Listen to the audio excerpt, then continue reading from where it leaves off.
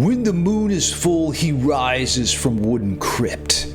Melodies of crimson dance across the blood-stained fretboard. Chords of the crucifix, E minor and F sharp, create an immunity to holy water. Chilling howls pierce the forest, awakening the sharp fourth degree. Eternal, evil, immortal Dracula lives. Ha ha ha ha ha.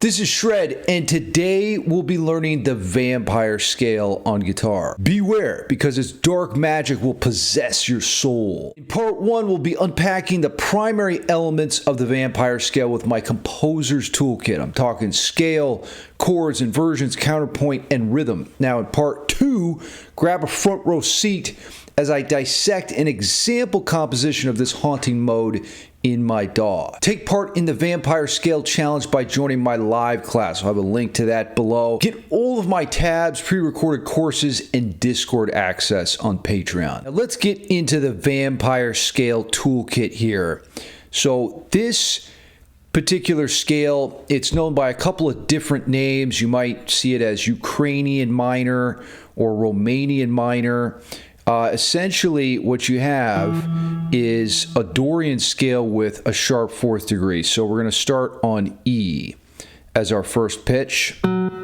F sharp is the chilling second degree. The minor third G comes next. And here's the money note, that sharp fourth degree. So this really makes the scale, as we're about to find out later. Just got to adjust my headphones here.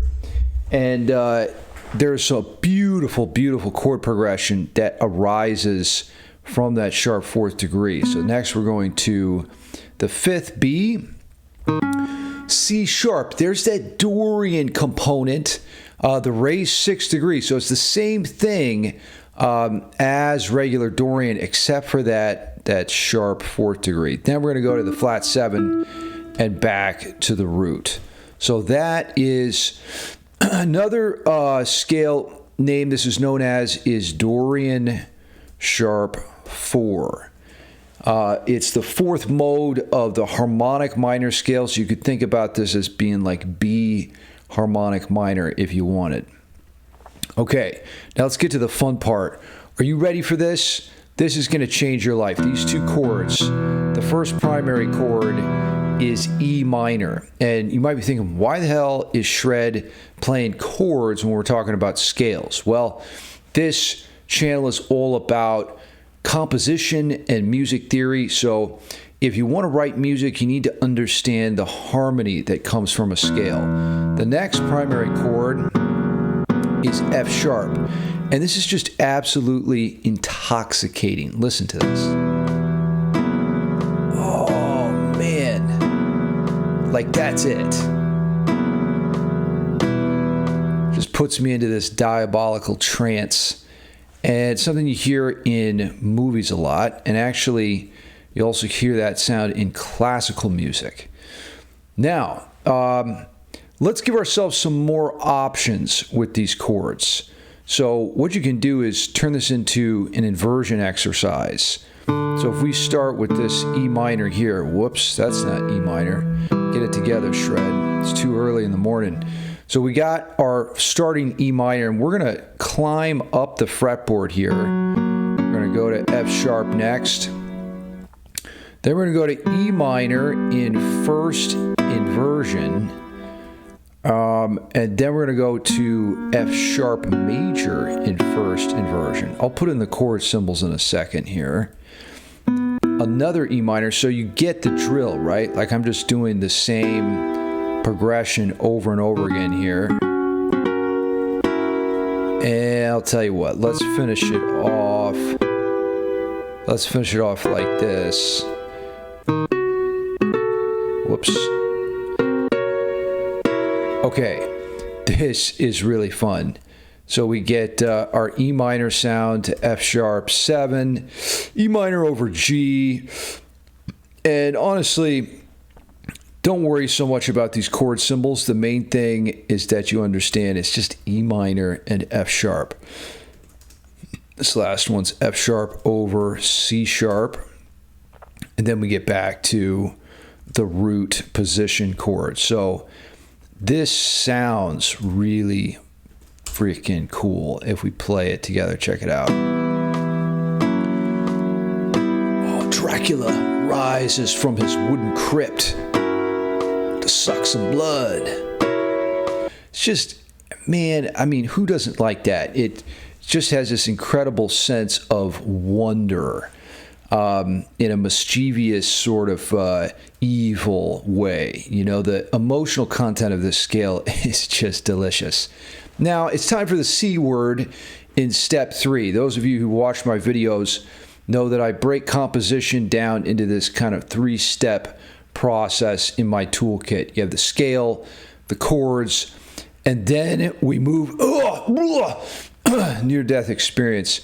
Then we move to a phrase, a musical phrase using counterpoint, which just means how voices move. So this is a game changer if you're not familiar with how to put together a guitar riff using counterpoint. So we're going to start with these octave E's. It's always going to be 2-voice counterpoint because that is easier when we're putting riffs together on the old 6-string. Next, we want to have that F sharp chord. So essentially, you know, this step is combining the scale with the chords. That's really sort of the drill here. So we could do this little dyad here, which is an F sharp major. You know, Dave Mustaine of Megadeth loves using these little dyads. Then you get back essentially to the E minor sound, which this would be like an E minor over G dyad.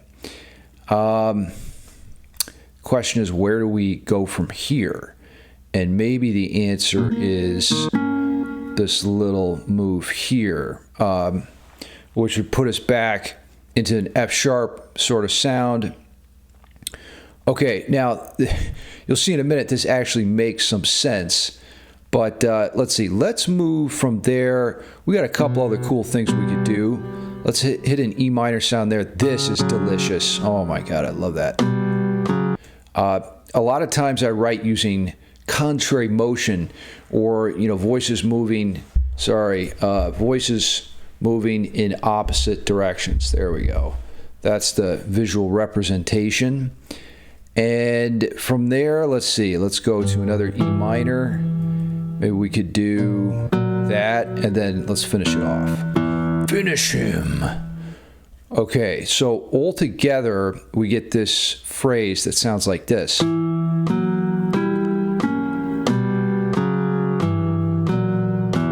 Oh man, that hits my evil spot. Here to the G spot, but there is also an evil spot. Now, still, you know, that's like not something I would show Ozzy Osbourne if I was trying to like impress him, you know, as his new guitar player. So we got to put some rhythm into the mix so that the babes want to dance to this shit. You know what I'm talking about? So what we need is like a rhythm, essentially, something that grooves, and maybe what that could be is this. Boy, I almost want that to happen. Let's see. Maybe do another one, then a rest. Another rest. See if we can just get like a general groove happening. Is that going to be Yeah, okay, okay. I think we got something here. So I'm basically just going to copy these counterpoint moves over into the rhythm. And we're going to put together ourselves a little riffage. So I'm just going to take the next move in the next measure, and I'm filling everything in between with just the P word, pedal tones, right? So put in our F sharp and give it a minute here, and I think you're going to see we got a little bit of music happening.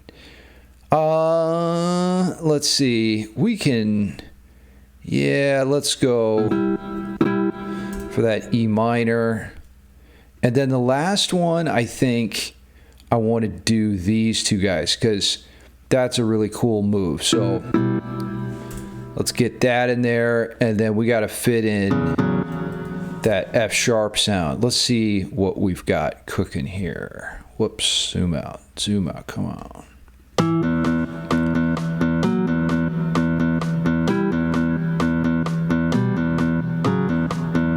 Yeah. Okay, so that at least gets you started, right? Now we've arrived at part 2, and in this phase, we're going to look at an example composition in Logic Pro, which is the DAW that I use to record, and I put together a short song applying those principles from the toolkit. Now here we are in the DAW, and I want to just listen to this first, and then we'll break it down. There's our main theme with some atmosphere. The tension is building. Here we go. He rises from his coffin, doing shots of holy water. Here we go. The main theme, all of its glory.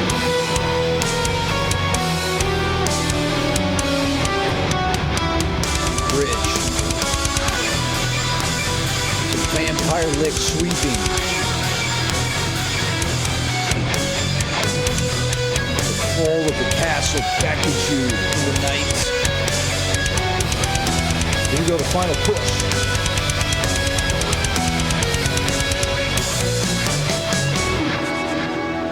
I love just having some textural outro happening.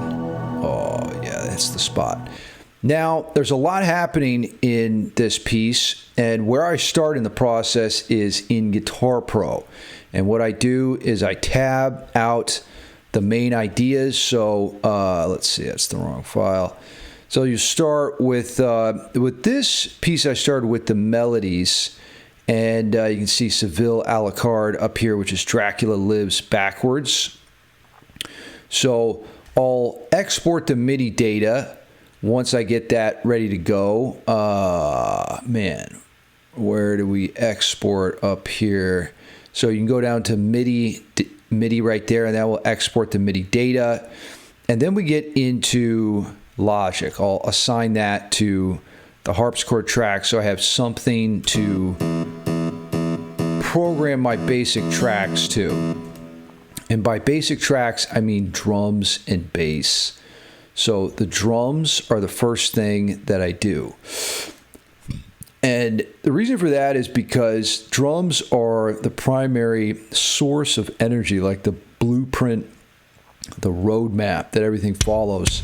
So I'm using Easy Drummer here, and I do program out all of the notes, but you could use a loop as well to get you started. Here in the piano roll, you can program every individual note, which is really cool. So if you just get your pencil tool out here, you can start dropping in hits there. Every DAW has one of these piano rolls, so try that out for yourself, and just give yourself some time to learn it, because there is a technical nature to that. So it's better to start with drum loops. Then we go on to the bass to complete the basic tracks. And here, you notice I didn't have the bass in right away. What I like to do is add instruments slowly throughout the song so that you get this sense of increasing tension and a dynamic rise and a build. I use the Enter Sandman template for, just in general for all of my songs, which is start soft and then you grow loud. And that has an effect on the listener that's always strong. So once we get the bass going with the drums, we got a groove going. So you're thinking to yourself, what would the babes dance to, right? And I know metal music isn't typically chart topping for dance, in the dance department, but it really does make your groove stronger if you think about it like that. Then I've got a electronic bass, which you can hear there. Gives it a nice effect. So those are the basic tracks, and that's going to have the most bearing on just the power of your song. From there, I'll get my guitar parts going, and we start with the melody on an atmospheric patch there. I double that with another guitar. I also have an atmospheric drone happening right there, just coming out of one side. So using the stereo field is really important here. You can see that you can pan that any direction that you want. So if it's in the center, it sounds like that, or off to that side, off to that side. And that's really going to make your recording sound wide. Yngwie's more is more principle here applies. Just get a bunch of different guitar parts going. Look at all these guitars I have. And Yngwie recently blocked me on Instagram. Love you, Yngwie. I guess he saw one of my videos on overrated guitarists, but if you would have watched it, I think you would have seen that I'm actually a big Yngwie Malmsteen fan. Anyway, Yngwie does have something figured out here with that more is more thing. So put a lot of instruments. It's a lot of instruments going on here. I've got, how many tracks do I have in total? Like 36 tracks.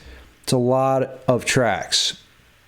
Okay, I've got some rhythmic presence happening here with a dry guitar part. Double that.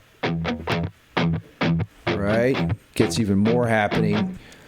And then a distorted guitar comes in. And that, again, is panned off to one side. Really get used to utilizing that stereo field. Now, from there, man, I would say experiment with adding, different instruments and timbre or tone quality. The tone quality that you have in your recording is one of the most important things. And one way you can achieve that is just by layering different instruments, playering. There's a new word. I'm going to have the Shred dictionary with my own words in it. But play the same part, right, with multiple instruments, and you get an effect like this.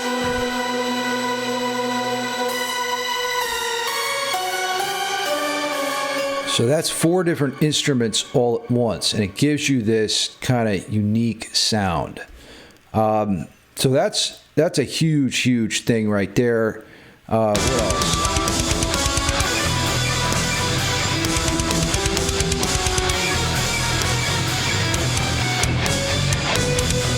Another thing I would say is the 2 most important lines are your melody and your bass. You want to make both of those really strong. So in the last section here, I have this melody, which I'm referring to as Call of the Castle. And you hear that in these 2 guitar parts. Panned right up the center. But there's a second subject, really, that's happening here, which is the bass line, and I'm just going to try to solo some of what's going on there.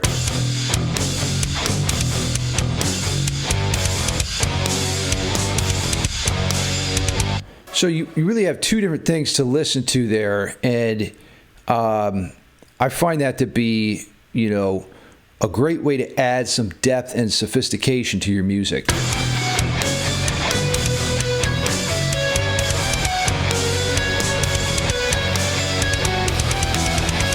Double bass on drums, more tension. Composition is really all about repetition and development. So I'm playing that same melody for a second loop, but then the rhythm underneath of it changes. And that really gives us a sense of forward momentum. And the last thing I would say is when you're writing parts, create some division between them in the frequency spectrum. Try to put, some way up here and some way down there. And don't do this where, the parts are like right on top of each other. It reduces the distinction and clarity of your mix. So let's just hit this one more time and see what the finished product is.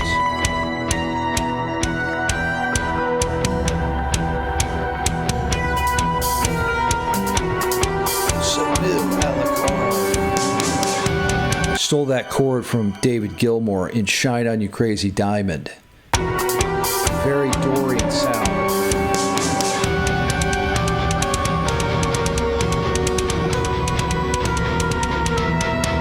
Here we go, painting. Here comes the slide. Love that sound. A bridge. With the vampire sweeps.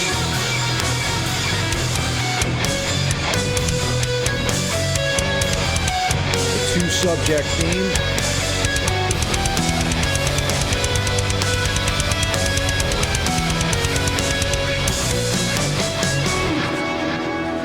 And then just the sizzle outro.